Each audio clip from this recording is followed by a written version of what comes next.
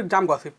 आज है 18 जुलाई और 18 जुलाई से रिलेटेड सारे करंट अफेयर की चर्चा हम लोग अपने चैनल एग्जाम गॉसिप पे करेंगे। अगर आप इस चैनल पे नए हैं तो चैनल को सब्सक्राइब करें और बेल आइकन को प्रेस करें। क्वेश्चन से रिलेटेड कोई कन्फ्यूजन हो तो आप हमें कमेंट कर सकते हैं। क्वेश्चन नंबर 1, विश्व सर्प दिवस वर्ल्ड स्नैक डे कब मनाया जाता है? इस क्वेश्चन का सही आंसर ऑप्शन नंबर सी 16 जुलाई है। भारत में करीब 300 प्रजाति के सांप पाए जाते हैं। इनमें से करीब 50 प्रजाति ही विषैली होती है। सांप अपने शिकार चबाते नहीं बल्कि निगलते हैं। सांप की उम्र 4 से 25 वर्ष की होती है।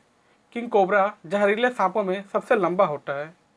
चलिए बढ़ते हैं अपने दूसरे सवाल की ओर। क्वेश्चन नंबर 2, हाल ही में साइबर सुरक्षा सहयोग बढ़ाने पर भारत और किस देश के साथ समझौता हुआ है? इस क्वेश्चन का सही answer option number A Israel है। यह है इजराइल का मैप।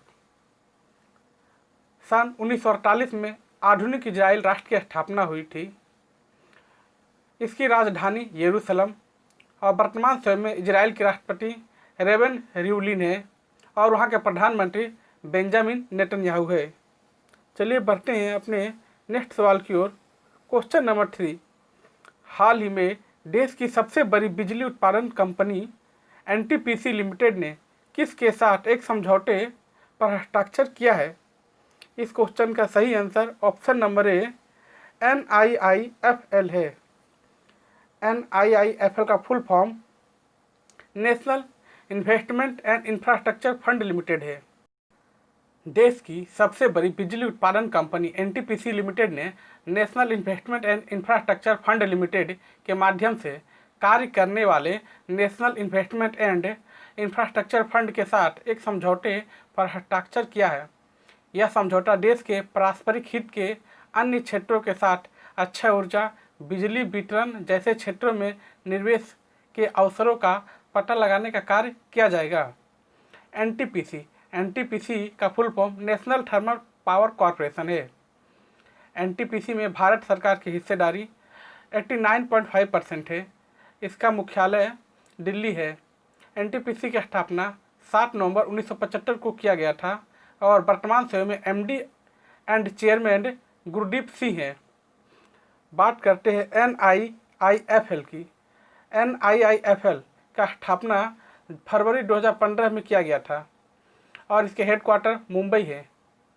वर्तमान समय में NIIF के CEO सुजय बोस हैं। चलिए बढ़ते हैं अपने अगले क्वेश्चन की ओर।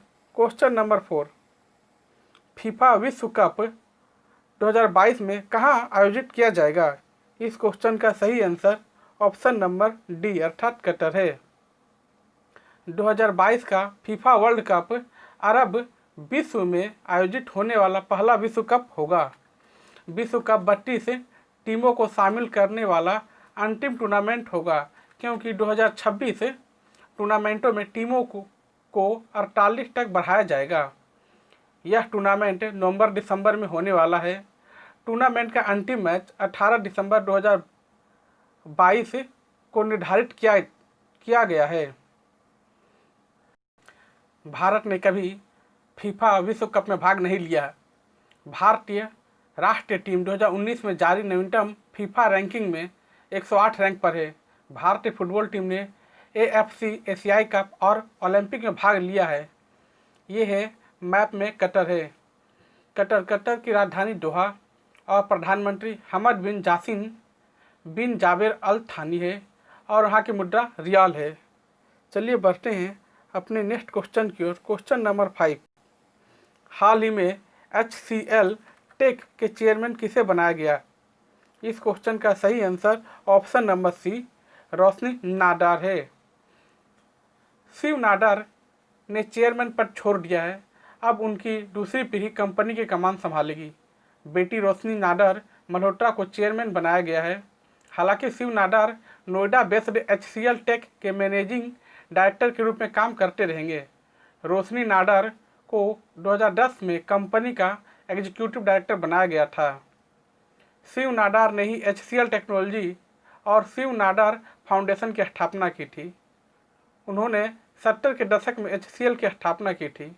HCL टेक्नोलॉजी का स्थापना 11 अगस्त 1976 को किया गया था और इसका हेडक्वार्टर नोएडा उत्तर प्रदेश है।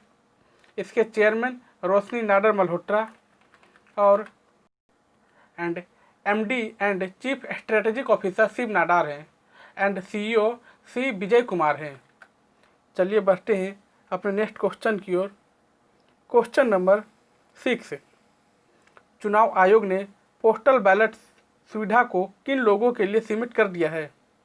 इस क्वेश्चन का सही आंसर ऑप्शन नंबर C अर्थात A और B 80 वर्ष से अधिक लोगों के लिए और दिव्यांग व्यक्तियों के लिए चुनाव आयोग ने पोस्टल बैलेट सुविधा को लोगों के लिए सीमित कर दिया है। Question number 7, infra business leader of the year से किसे सम्मानित किया गया है?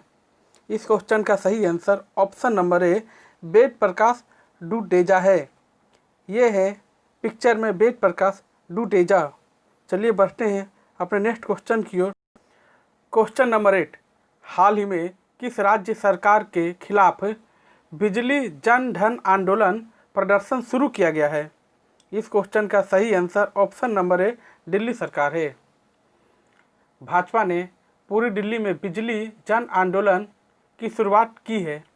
इसके तहत भाजपा राज्य सरकार पर आरोप लगा रही है कि केजरीवाल ने बिजली सब्सिडी देने के नाम पर 1131 करोड़ का बिजली घोटाला किया है।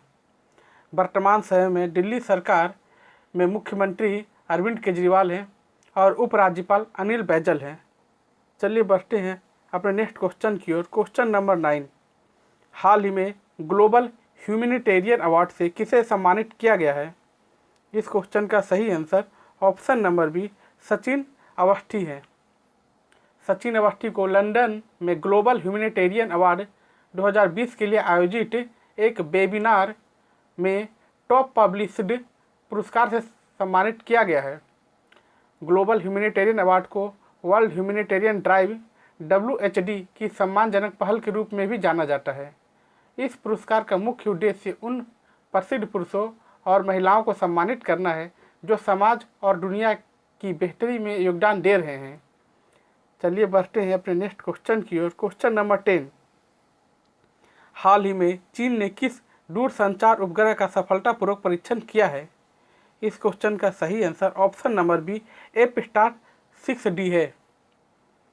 चीन ने सिचोंग सैटेलाइट लॉन्च सेंटर की लॉन्च पैड 3 से संचार उपग्रह एपस्टार 6D को लॉन्च किया है। एपस्टार 6D का जीवन काल 15 साल है। सैटेलाइट का लॉन्च मास 5550 किलोग्राम के आसपास था। सैटेलाइट को लॉन्च मार्च 3B रॉकेट द्वारा लॉन्च किया गया है।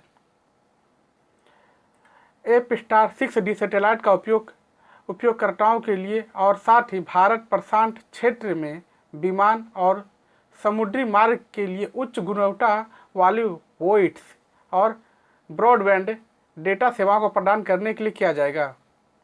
एपस्टार 6D चीन के पहले global high throughput broadband satellite communication system का हिस्सा है। क्वेश्चन नंबर 11, किस राज्य की पुलिस ने वर्चुअल अवेयरनेस कैंपेन साइबर शुरू की? इस क्वेश्चन का सही answer option number C Telangana है। तेलंगाना का गठन 2 जून 2014 को किया गया था। तेलंगाना के वर्तमान समय में राज्यपाल तमिलसाई सौंदरराजन है और मुख्यमंत्री के चंद्रशेखर राव है। यहाँ लोकसभा सीटों की संख्या 17, राज्यसभा सीटों की संख्या 7 और विधानसभा सीटों की संख्या 119 है। चलिए बढ़ते हैं अपने अगले सवाल की ओर। क्वेश्चन नंबर 12, हाल ही में चटगांव पोर्ट समाचार में है, यह किस देश में है?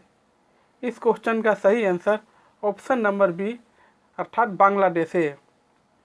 बांग्लादेश के प्रधानमंत्री शेख हसीना है। क्वेश्चन नंबर 13, भारत के किस राज्य में सरकारी नौकरियों में प्लाज्मा दाताओं को वरीयता देने की घोषणा की है? इस क्वेश्चन का सही answer option number C Assam है। असम के राज्यपाल जगदीश मुखी और वर्तमान समय मुख्यमंत्री सर्बानंद सोनोवाल हैं। वहाँ लोकसभा सीटों की संख्या 14, राज्यसभा सीटों की संख्या 7 और विधानसभा सीटों की संख्या 126 है। चलिए बढ़ते हैं अपने नेक्स्ट क्वेश्चन की ओर। क्वेश्चन नंबर 14, भारतीय रेलवे में कोरोना महामारी के संक्रमण को रोकने के लिए किस कोच का निर्माण किया है? इस क्वेश्चन का सही answer option number C, post covid coach है। भारतीय रेल का पहला पोस्ट कोविड कोच तैयार है। भारतीय रेलवे ने कोविड-19 के दौर में यात्रियों के लिए नए कोच तैयार किए हैं। रेल ने ये कोच कोरोना महामारी को ध्यान में रखकर बनाया है। ये एसी, नॉन एसी दोनों तरह के कोच हैं। इन कोच में हैंड फ्री सुविधाएं भी हैं ताकि यात्री चीज़ों को छूने से बचें। कोच के अंदर कॉपर कोटेड हैंडल्स का इस्तेमाल किया गया है। चलिए बढ़ते हैं अपने लास्ट डे के क्वेश्चन की ओर। लास्ट डे का क्वेश्चन, यूनाइटेड किंगडम यूके में सबसे ज़्यादा निवेश करने वाला दूसरा देश कौन बन गया है? इस क्वेश्चन का सही answer option number B, India है। चलिए बढ़ते हैं आज की क्वेश्चन की ओर। इस क्वेश्चन का जवाब आप हमें कमेंट में दें। हाल ही में किस संस्थान ने कोविड-19 के उपचार के लिए पोर्टेबल अस्पताल विकसित किया है? आपके पास 4 ऑप्शन हैं। अगर ये वीडियो आपको हेल्पफुल और अच्छा लगता है तो चैनल को सब्सक्राइब करें, लाइक करें और अपने फ्रेंड के साथ शेयर करें।